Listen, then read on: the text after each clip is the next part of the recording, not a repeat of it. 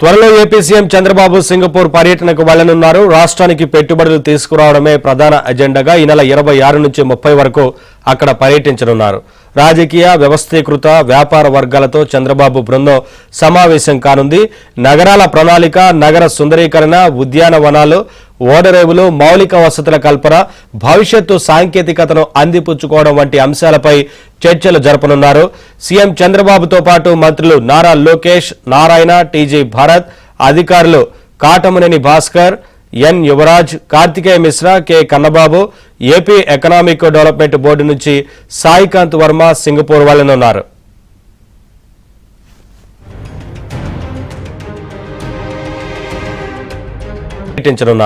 రాజకీయ వ్యవస్థీకృత వ్యాపార వర్గాలతో చంద్రబాబు బృందం సమావేశం కానుంది.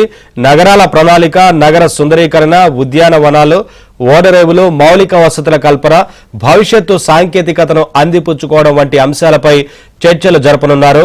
సీఎం చంద్రబాబుతో పాటు మంత్రులు నారా లోకేష్, నారాయణ, టీజీ భరత్, అధికారులు Katamaneni Bhaskar, N Yuvaraj, Kartikeya Mishra, K Kannababu, AP economic development board నుంచి సాయికాంత్ వర్మ సింగపూర్ వెళ్లనున్నారు.